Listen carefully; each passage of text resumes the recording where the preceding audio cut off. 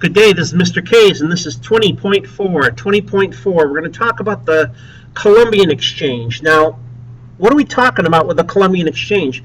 We're talking about a dude by the name of Columbus. When he sailed the ocean blue, ran into the New World, and he still didn't know it, he's going to bring back stuff with him that are going to impress the Spaniards. And you're going to see an exchange between the Old and the New World. So for the Columbian Exchange, put down global transfer of foods, plants, and animals between Europe and the Americas. Between Europe and the Americas. A couple important foods, corn and potatoes, reach Europe. They're inexpensive to grow, and they're nutritious. Now, with those two factors, we're going to see Europe's population grow. And they live longer. Longevity grows. They live longer. Unfortunately, European diseases reach the Americas and they kill millions of natives because they don't have immunity to it. So you're going to see some good aspects to the Columbian Exchange and some bad aspects to the Columbian Exchange. Okay, the Commercial Revolution.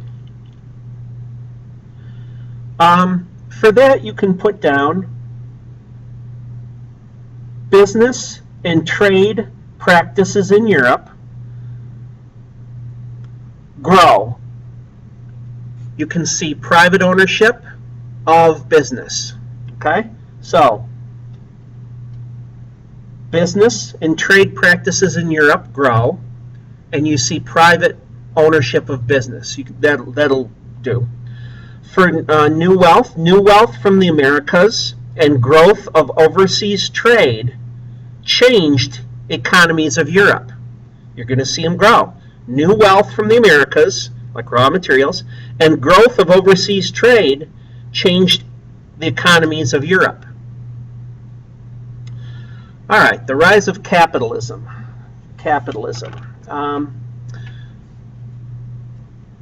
For that, you can put down it's a private ownership of business and private investment for profit.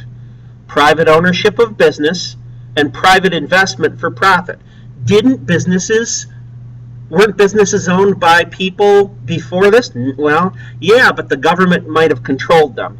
You could own your own business, but you couldn't control it necessarily. Here with capitalism, the government is going to keep its hot little hands off of business and let them do what they do best, which is compete. To get business financed, many businesses went to investors. And joint stock companies where investors buy shares of stock in a company in hopes of a profit. They combine wealth for a purpose. Investors are going to buy shares of stock in a company hoping for a profit, and they combine wealth for a purpose, and that purpose might be colonization. Let me point out, Jamestown, Virginia colony was a joint stock company. They were hoping to find gold. What they found was a lot better, tobacco, and they made a lot of money and paid their investors back.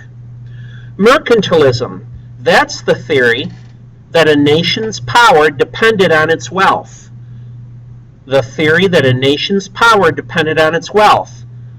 And in mercantilism, colonies are vital because they're going to supply the raw materials to the motherland. A favorable balance of trade. It's when a nation sells more than it buys.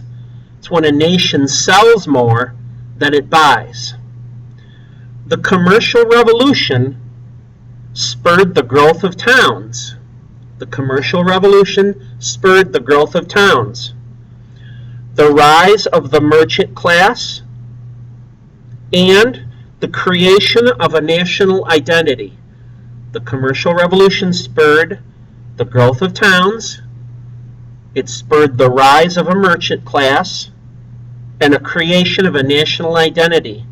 Yet for all this, still, most Europeans still lived in rural areas. Most Europeans continued to live in rural areas. That's the countryside. There weren't very many cities that existed. Well, let's take a look at this Columbian Exchange overall. Look at some of the goods that came to the Americas from Europe. Grapes, turnips, onions, sugarcane, honeybees, bananas, citrus fruit, olive, pears, coffee beans, all went to the Americas. Now look what comes back to Europe. Tobacco, pumpkins, quinine, which is used for malaria sickness. Turkeys did not exist in Europe. Well, they brought them back. Sweet potatoes, avocados, squash, pineapples, cacao bean, which is chocolate, cassava, peanuts, potatoes, corn, tomatoes, beans, vanilla, all the good stuff. Now look at the bad stuff that came here. Diseases came over to the New World. White folks' diseases like smallpox, measles, malaria, whooping cough, these diseases decimated the Indians. Oh, by the way, livestock also came over. Sheep, pigs, cows, horses, all that good stuff. So there were some good aspects to the Columbian Exchange. Well, this is 20.4, and this is Mr. K's. I'm out.